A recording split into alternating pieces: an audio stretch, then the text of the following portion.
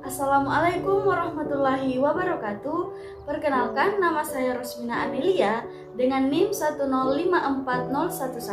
1054011211521, kelas 4 HPGSD, Fakultas Keguruan dan Ilmu Pendidikan Universitas Muhammadiyah Makassar. Halo teman-teman semuanya, bagaimana nih kabarnya? Apakah kalian masih ingat dengan cara mencari FPB dan KPK?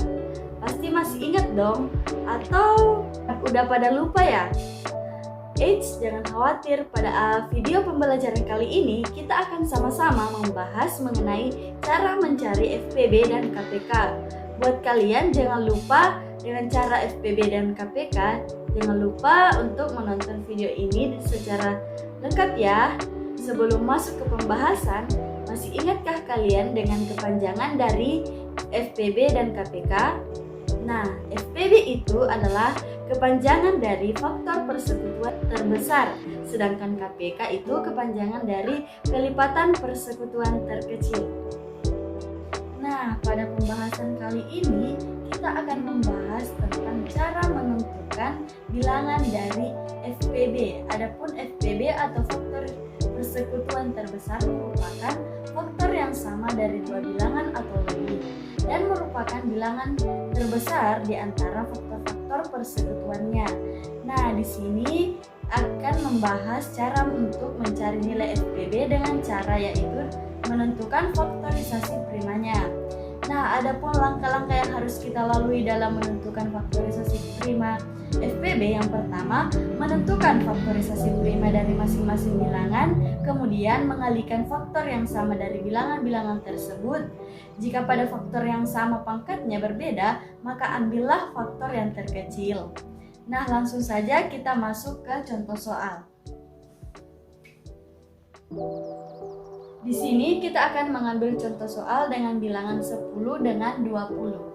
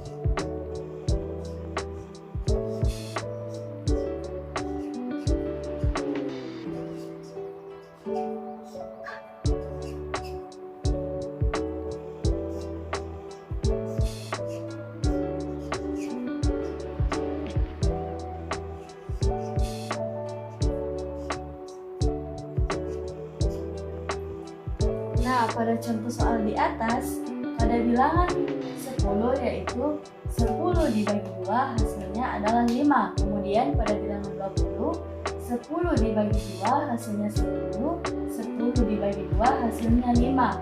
Maka faktorisasi prima dari bilangan angka 10 adalah 2 dengan 5 atau 2 kali 5. Kemudian pada bilangan 20, faktorisasi primanya adalah 2 dikali 2 dikali 5. Mengapa hasilnya adalah 2 pangkat 2 kali 5? Karena pada bilangan 20 terdapat 2 angka 2. Kemudian kita akan menentukan FPB-nya. Maka di sini kita mengambil pangkat yang terbesar. Kemudian makanya kita akan menulis 2 pangkat 2. Dan untuk angka 5-nya itu, mengapa kita mengambil angka 5? Karena pada bilangan 10 dengan 20 terdapat 2 angka bilangan 5. Karena bilangannya sama, maka kita mengambil satu bilangan saja. Jadi FPB dari 10 dan 20 adalah 2 kali 2 dikali 5. Nah, sekarang kita akan melangkah ke cara untuk menentukan KPK. Jadi, KPK atau kelipatan persekutuan terkecil merupakan kelipatan yang sama dengan nilai-nilai terkecil, di antara kelipatan-kelipatan persekutuan dari dua bilangan atau lebih. Nah, di sini akan dibahas dengan dua cara. Cara yang pertama yaitu dengan cara kelipatan, kemudian cara yang kedua dengan pohon faktor. Adapun langkah-langkah yang harus kita lalui yaitu yang pertama membuat pohon faktor dari masing-masing bilangan, kemudian mengalikan semua faktor-faktor persekutuannya. Jika ada bilangan yang sama, pangkatnya berbeda, maka ambillah faktor yang terbesar. Langsung saja kita masuk ke contoh soal. Di sini pada contoh yang pertama yaitu kelipatan. Cara yang pertama yaitu kelipatan.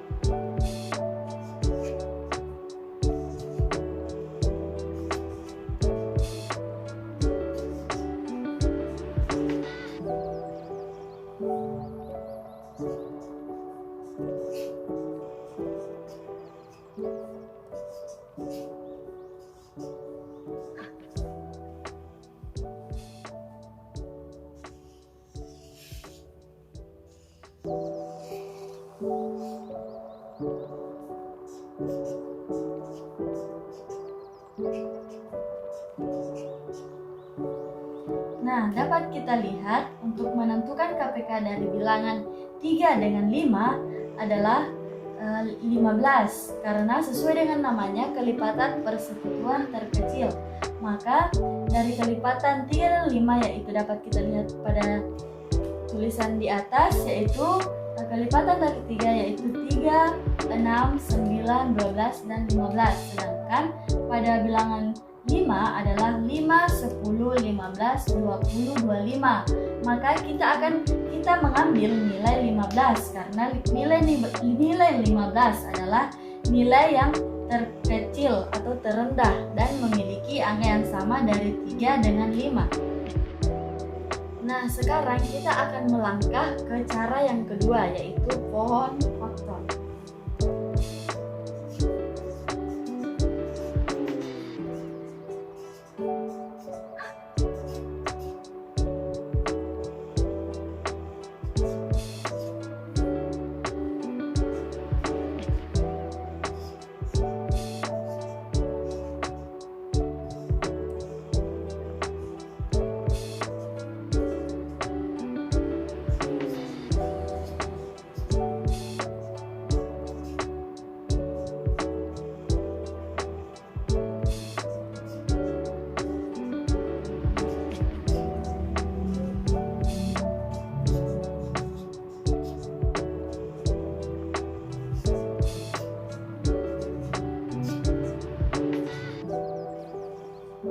Pada cara yang kedua adalah pohon faktor.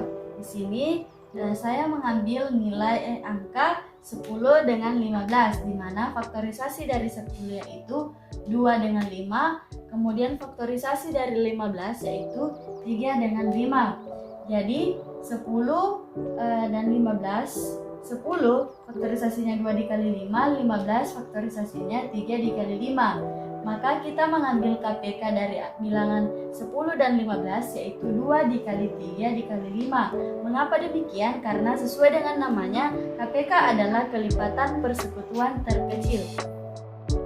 Nah, itulah tadi penyampaian materi atau pembahasan materi tentang FPD dan KPK.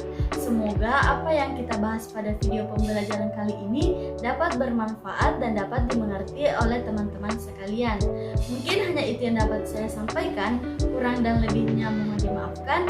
Akhir kata, wassalamualaikum warahmatullahi wabarakatuh.